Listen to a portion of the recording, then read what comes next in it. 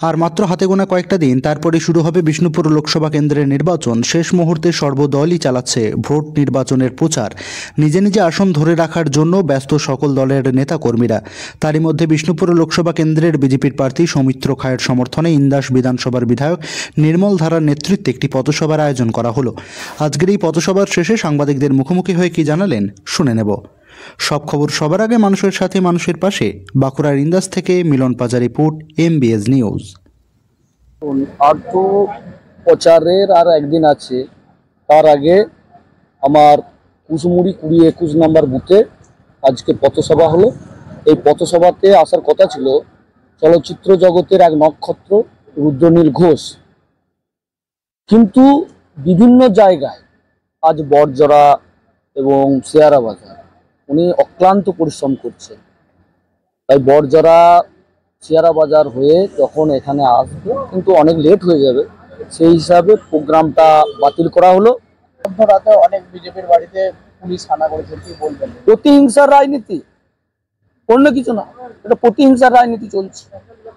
তৃণমূলের কালচারটাই তো নোংরা কালচার। দেখতে পাচ্ছেন যে বিভিন্ন রকম তারা অনৈতিক কাজের সঙ্গে যুক্ত।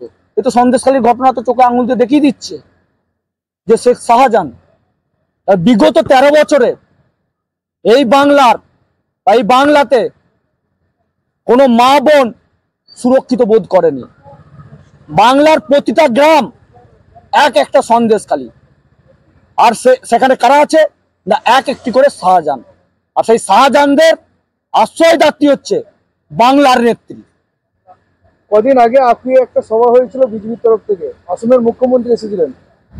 যারা শাসক দল তারা বলছে যে 100 ফুট মাঠের মধ্যে 50 ফুট ঘিরে দেওয়া হয়েছে হেলিপ্যাডের জন্য, 25 ফুট তেজ, 25 ফুটের মধ্যে 10 ফুট লোক। কি বলবেন এ ব্যাপারে?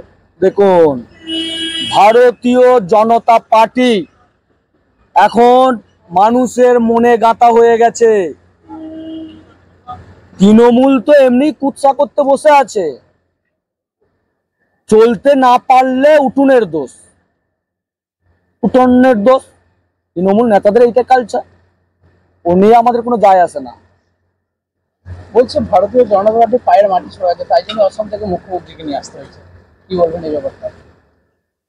দেখুন, এই তো আজকেই ঘটনা একটা বলি যে খড়শিতে আমাদের ভারতীয় জনতা পার্টি কর্মীরা টোটো এবং টোটোতে করে পতাকা নিয়ে যাচ্ছিল। পতাকা নিয়ে তারা মানে ইয়েতে টাঙাচ্ছিল, রাস্তায় রাস্তায় তারা পতাকা পুঁতছিল।